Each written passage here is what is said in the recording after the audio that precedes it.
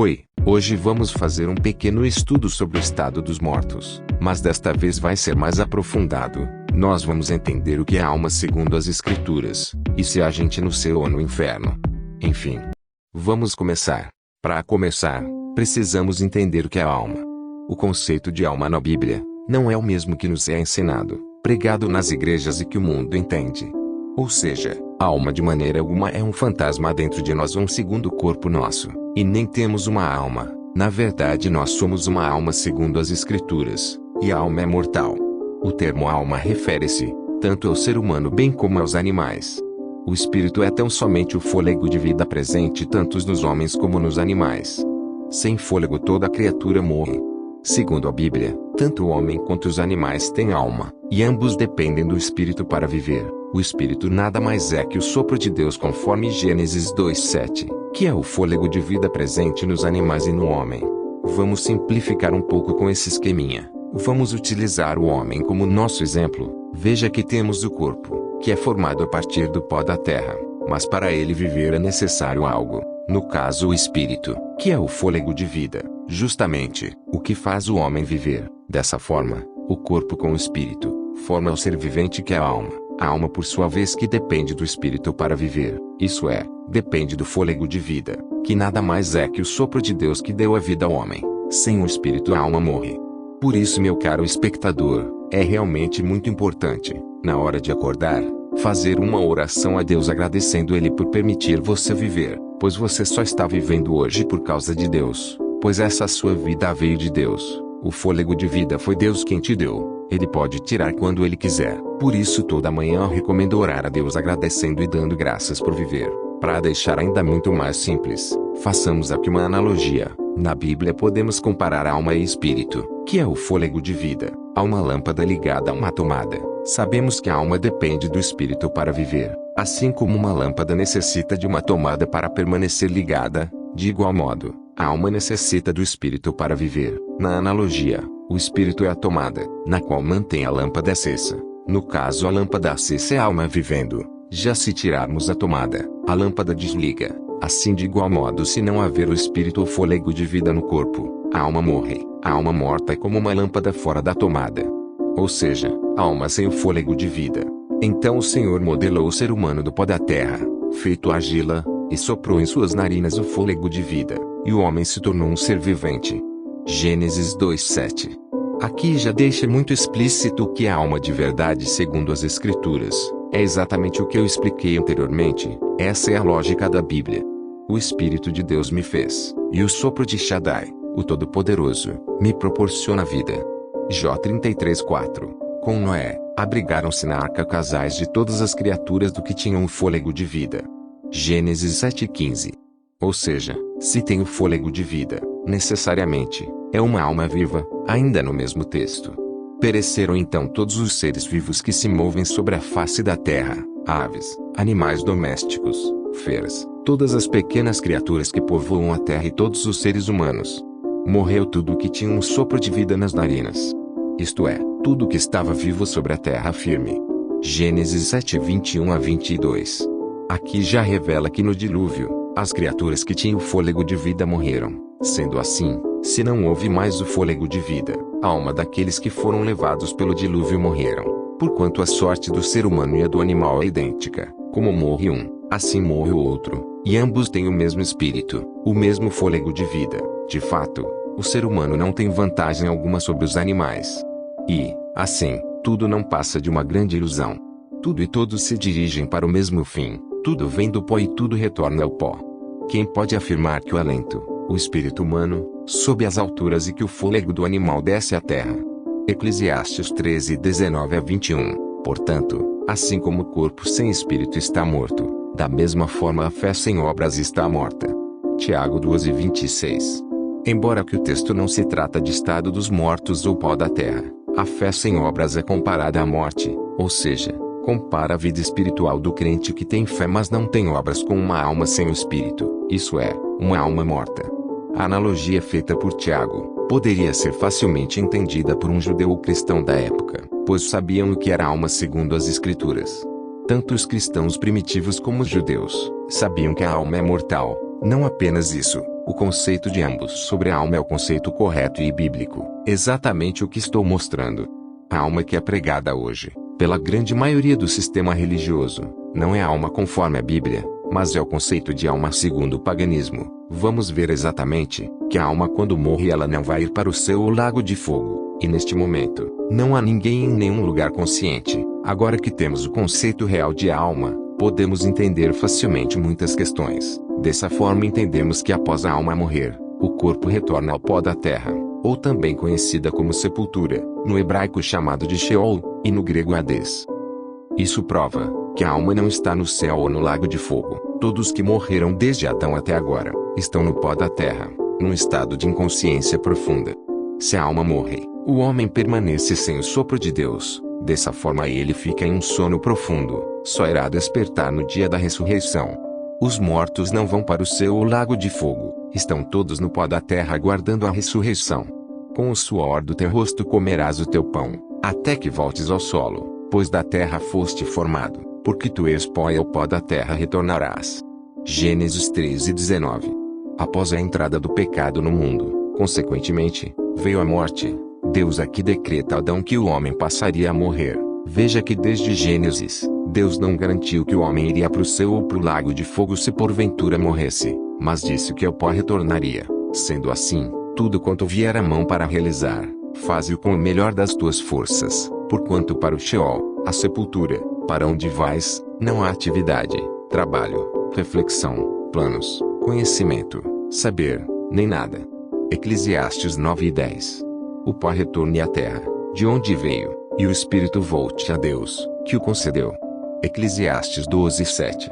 Detalhe, note que o texto diz que é o espírito que volta para Deus, e não a alma.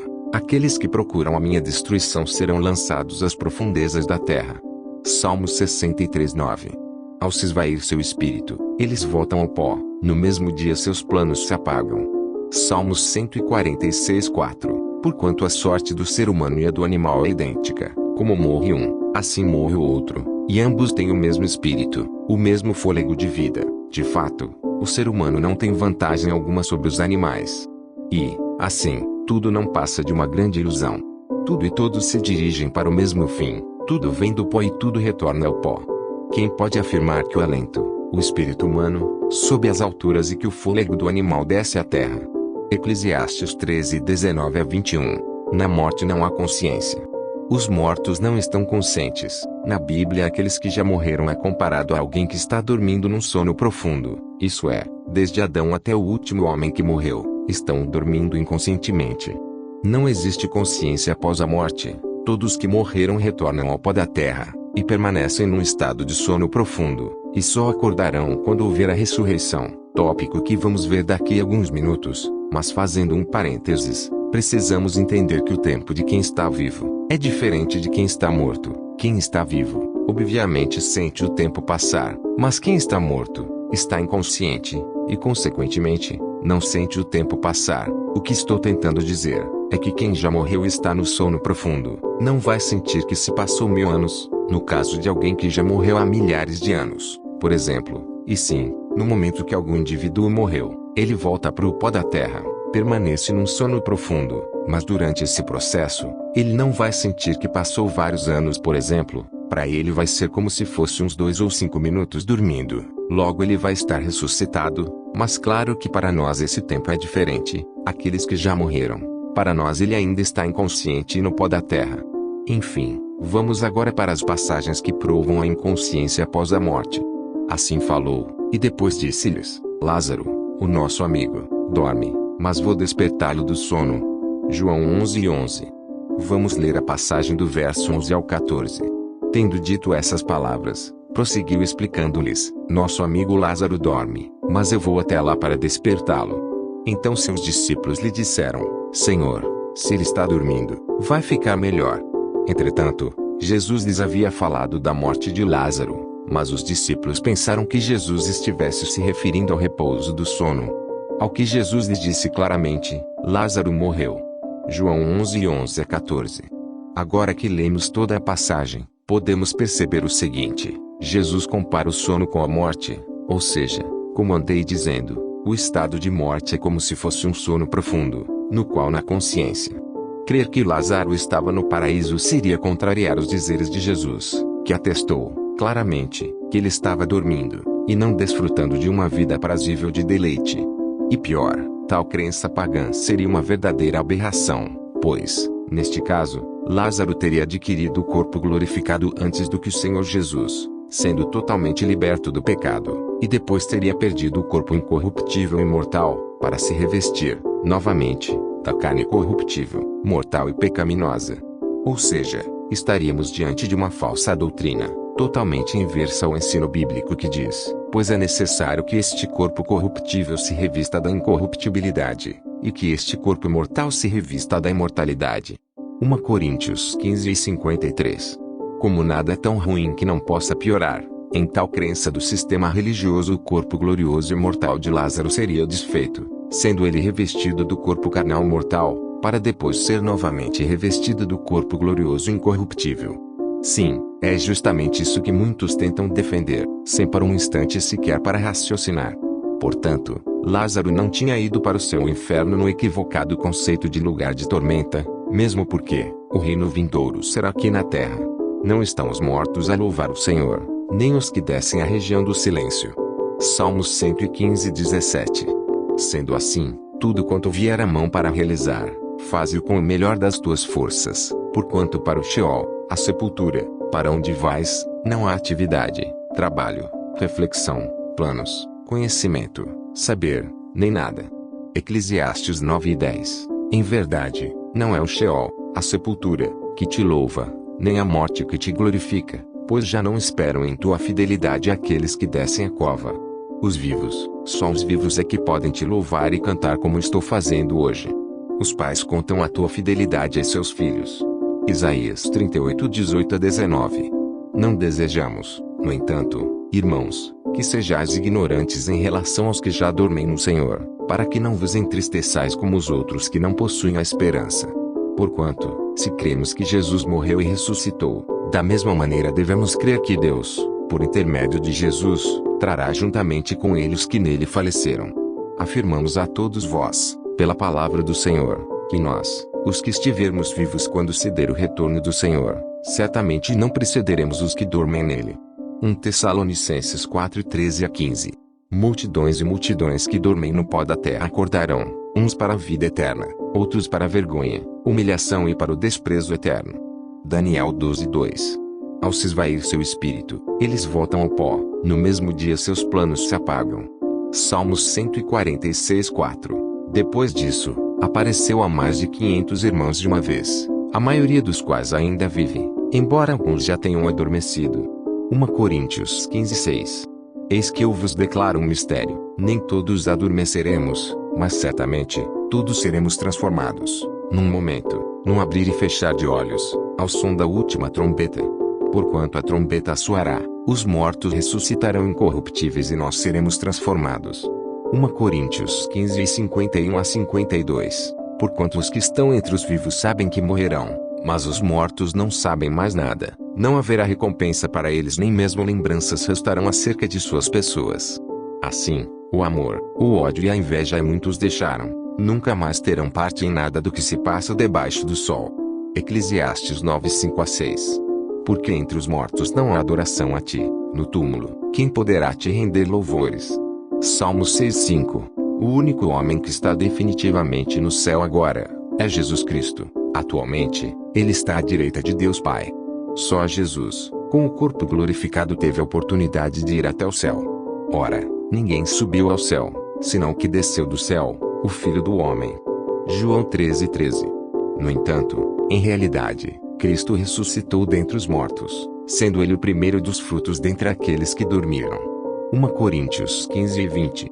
Prestem atenção nesta passagem, vamos analisá-la um pouco mais a fundo. Em algumas versões falam que Jesus é a primícia dos que dormem, mas há que diz que ele é o primeiro, ou seja, o texto diz que Jesus é um dos primeiros a ressuscitar com o corpo glorificado, em relação àqueles que dormem, isso é, aqueles que estão mortos e inconscientes. Isso já revela que não há pessoas no céu, e tampouco há consciência após a morte, pois se de fato a alma fosse morar no céu, estaria comprometendo toda a passagem, não só a passagem como toda a Bíblia.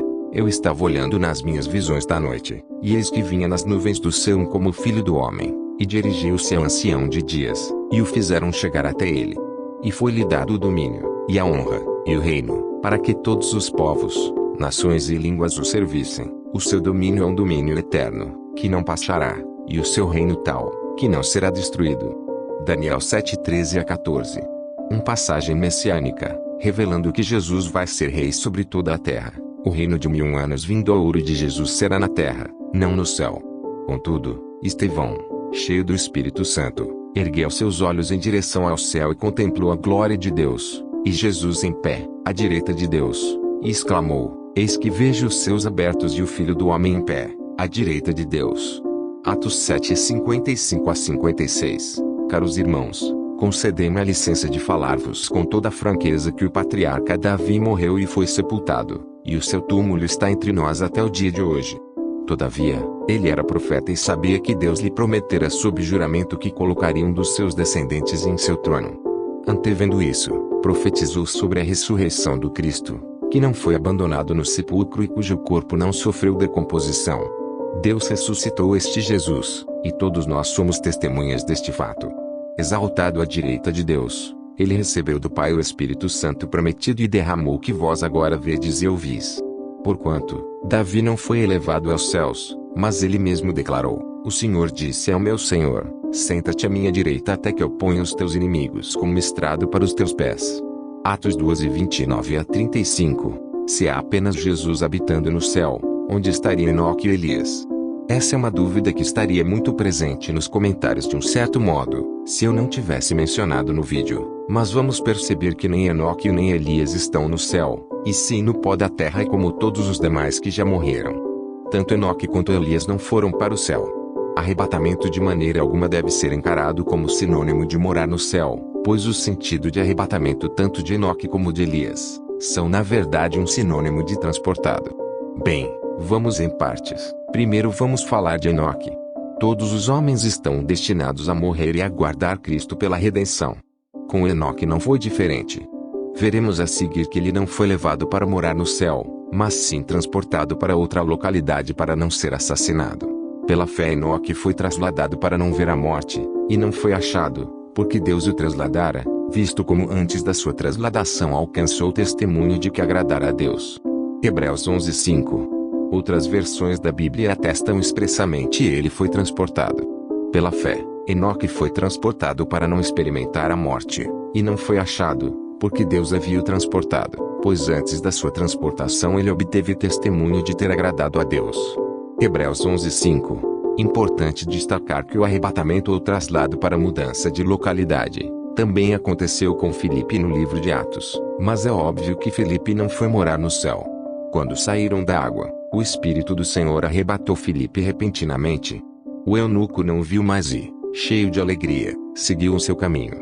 Filipe, porém, apareceu em Azoto e, indo para Cesareia, pregava o evangelho em todas as cidades pelas quais passava.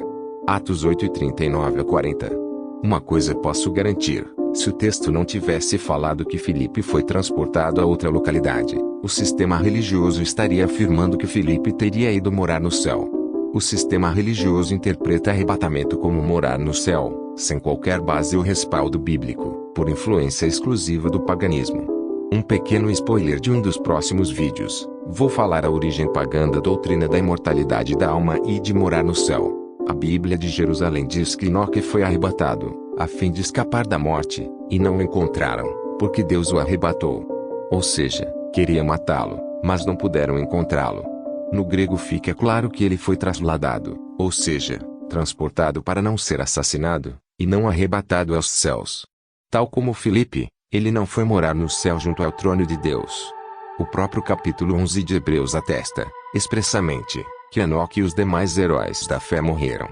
Todos estes morreram na fé, sem terem recebido as promessas, mas vendo-as de longe, e crendo-as e abraçando-as, confessaram que eram estrangeiros e peregrinos na terra.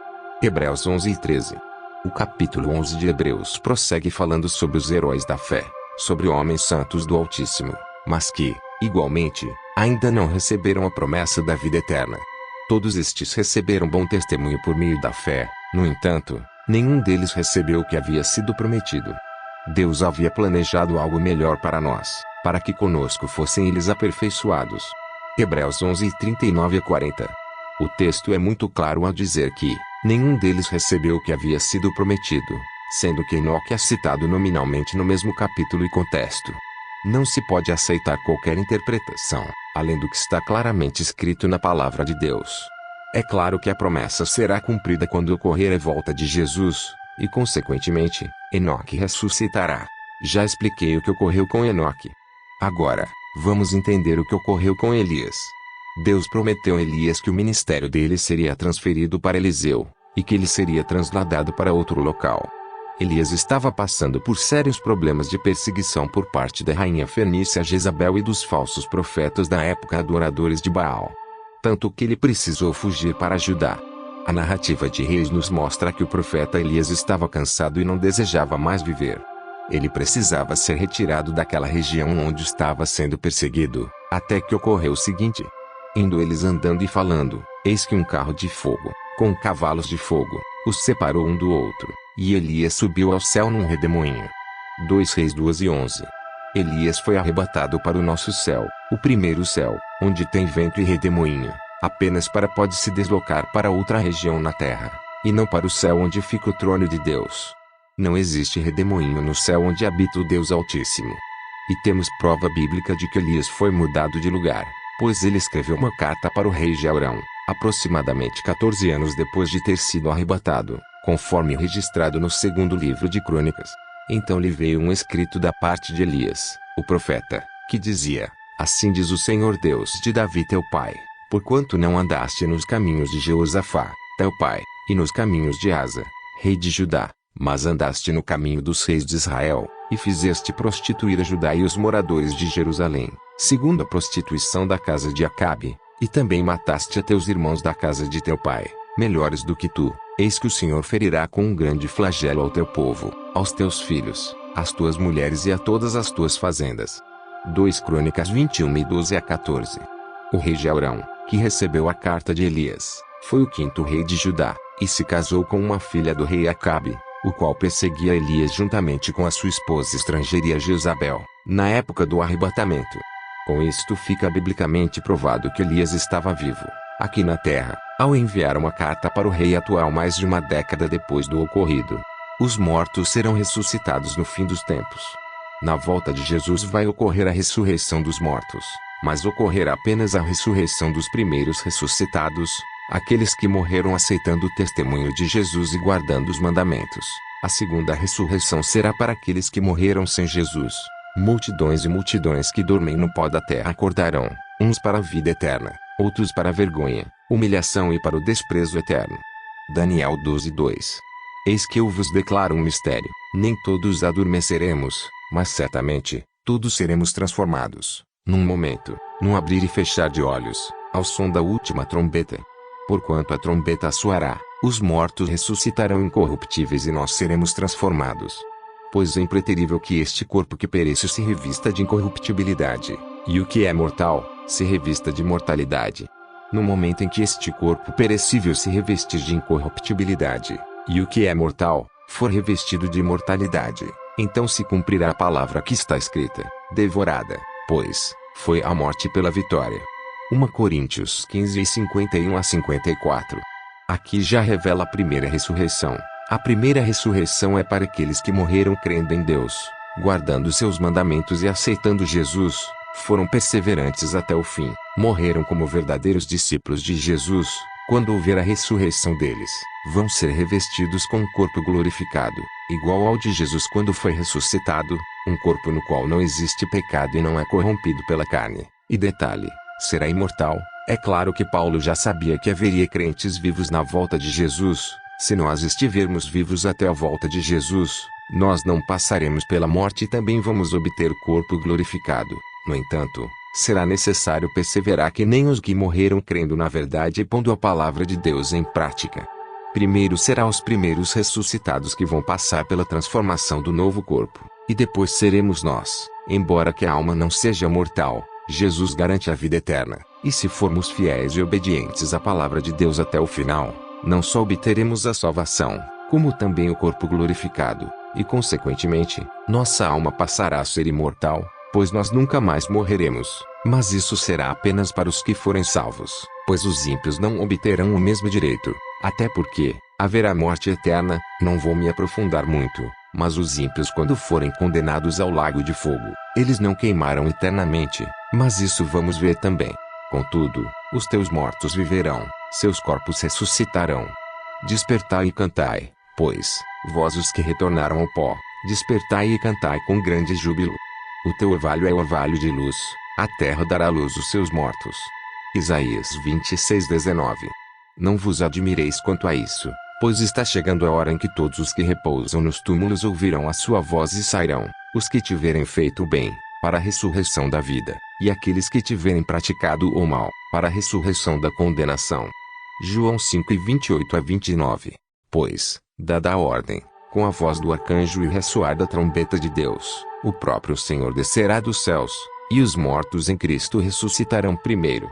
1 Tessalonicenses 4:16.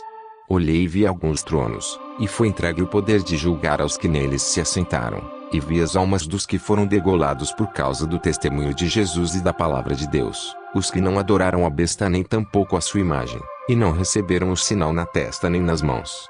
Eles reviveram e reinaram com Cristo durante 1000 anos. Entretanto, os demais mortos não reviveram, até que se completassem os 1000 anos.